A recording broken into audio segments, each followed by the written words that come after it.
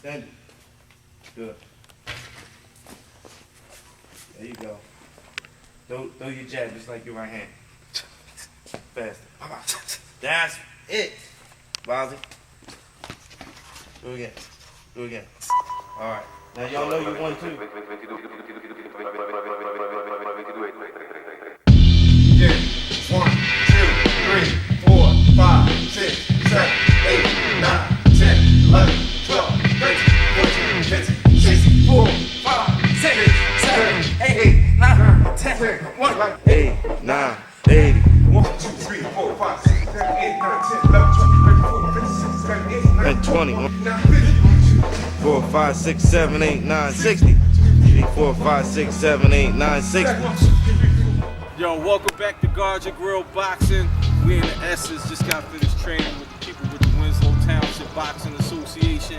We had some great fights on Showtime. HBO for the first time did not show a real fight after re-airing the pay-per-view of Manny Pacquiao. Yeah, that's got to be the first time in a long time that they actually show a rebroadcast without a fight to follow. So we had one of the Peterson brothers fought, like last week Anthony Peterson fought, so this week we have Lamont Peterson, he fought Costanda. Yes. Do you remember his first name? Ricardo Costanda, you sure that's the right name? Well, anyway, man. Costanda versus Peterson. Yeah, Lamont Peterson, the older Peterson, he's fighting at 140. 140. His brother's fighting at 135. Right. This is a very interesting fight. Like Interesting fight. he looked a little more fluid than Anthony. I don't know if he was feeding off of some of the criticism that Anthony got, but I always thought he had a little better, slightly better defense, a little more head movement than Anthony. So how do you think about the fight? Yeah, he had a little more, but you know what? You know, everybody's been hyping the Peterson brothers up, the Peterson brothers, the Peterson brothers, the Peterson brothers. Right. In my opinion, the younger brother had a lackluster performance at 135. This particular Peterson, he looked good, but you know, I didn't see that killer like that, you know, to make me say wow. You know, he didn't have that wow factor for me. I watched the fight, his boxing, his slipping and everything was pretty good. But one thing, he had his opponent in trouble a couple times. Let me turn it to Coltrane for a minute. Big Mike, come I on, know. you gotta like, he's a technician. I know. See, this is what you people don't And see, understand. and this is These where- guys are technicians. This is the differences in the show. We have one side of the show that likes the sweet science, that like the slipping, the Big Mike is the sweet science of this fight. You gotta understand the But technician. Big Mike likes the I'm opponents that sick come and in. tired. No, I'm not doing a good Coltrane impression. Right. Shout out to my man Coltrane. But you know, I like to see more fighters that come in there and that devour their opponent, that overwhelm their opponent, and you know we're going to get into that in the next fight. But Peterson, you know, they show a lot of promise, but we'll see. He controlled the ring, definitely dominated the performance. He counterpunched a lot more than his brother did previously, and it ended in a dominant stoppage. What was that? Right. Was that 11th round? The 11th round. But you know what? One of these things I noticed with both of them, they telegraphed their punches by ha, ha, ha, You know what was interesting? Lamont didn't really start making noise until about the second and third round. He didn't start off making noise. It's not as prevalent as Right, Anthony. right. It's not every punch, but then like it seems like when he gets warmed up, he starts doing. They both got those tight stance, very sound, technical fighters. The knock that was on Anthony earlier, like the previous week, is that he was just too patient. It was just seemed like rehearsed movements. You know, Lamont showed a little more. He was more fluid movement. He was rolling some punches. He was countering, a lot of counter punches. And he hurt his man, and he got him out there. He got the victory. You know, you had the big BA sitting in the front row observing the festivities. So he must have some grand plans for the Peterson brothers. Because Bob was in the front row. We saw him front row. So that takes us to the second fight, which you called me. Well, no, Coltrane called me and said was one of the most hilarious fights of the year. I don't think it was hilarious, but you know what? Those are the type of fights you would like to see. You had my man Ricardo Torres came out for Kendall Holt. This was a rematch. The first fight was controversial. It was stopped earlier than what people believed it should have been. Kendall Holt had the bone to pick. Ricardo, Torres wanted to come out and show that he was the natural winner, or was going to be the natural winner of this fight. And the fight. Brush the people up. Who's Ricardo Torres? Who is he famous for? What is he famous for? That's the man where with our dear friend Angel Cotto was fighting at.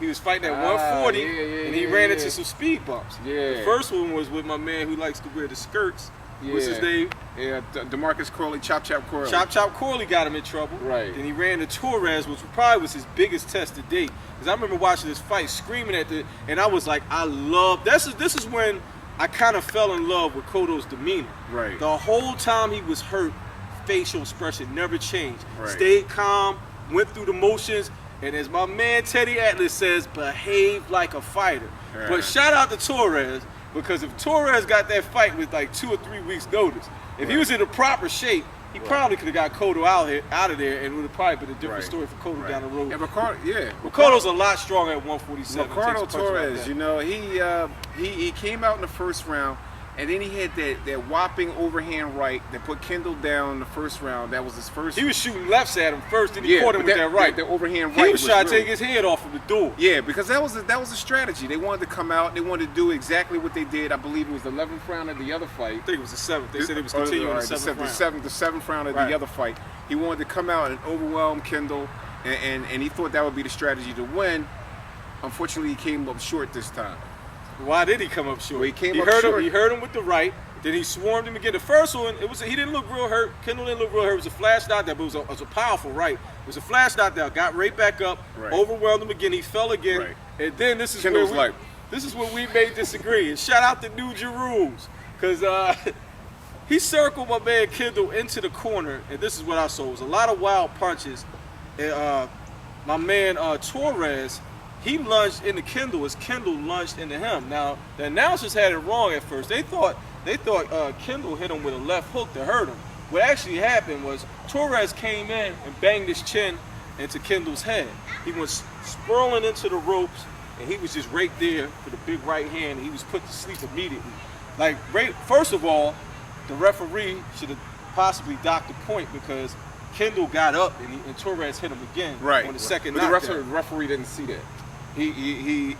Kendall got knocked down, and then as he was getting up, Torres hit him again, flush. I think it was a left hook that hit him flush. But I didn't see it the way my man Sleep saw it. I got the LASIK. What I saw was I got the LASIK, so I got HD vision. I see it like a 27-inch Zenith. I'm 40 years old. I got 20/20 vision anyway. But anyway, Torres came in like he said. I'm like 20/40 actually. I tell you, I got HD. Well, if you got 20/40, well, bad eyesight. Wherever way it's supposed to be, it goes down. 40/20, right? Wherever way. I got 20/15. Well, that's what I got 20/10. All I know, I got a lot of pixels. My stuff is a flat screen. All right, you're dealing with a tube. No, it ain't a tube. This is natural, brother. Anyway, Ricardo Torres came in, and see what I saw was Ricardo Torres' feet. He was squared up. He came in wild. His foot movement wasn't right. Then what happened? And Kendall hit him with a body shot.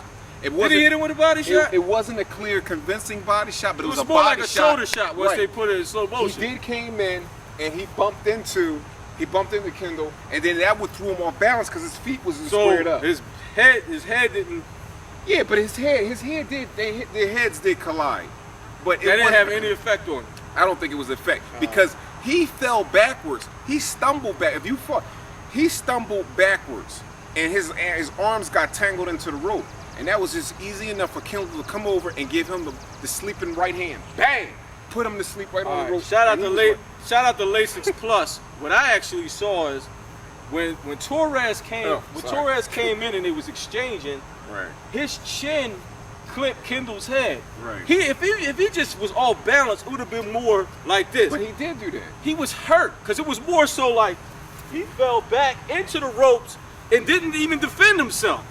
He didn't even defend himself. That's because his arm was locked up. He was buzzed. The arm was locked up into He wasn't trying to ring it out. He was buzzed. No. It was a good fight. All the people who regard your grill boxing, tune in. Tell us what you saw. Because the sun's going down. Tell us what you saw. The sun rises in the east. I saw Ricardo Torres off balance, fell into the ropes, got his arm caught up in the ropes, and Kendall just took. So you don't think the headbutt didn't have anything to do with it? I don't think the headbutt had anything to do with it. But you got to ask yourself, how did Kendall get that cut on his eye? Was it from that overhand right? Was it from that left? Was it from the second knockdown? I don't know. It could have been. It could have been. But I didn't see the headbutt was the reason why Ricardo Torres fall in the rope. I didn't see it that way.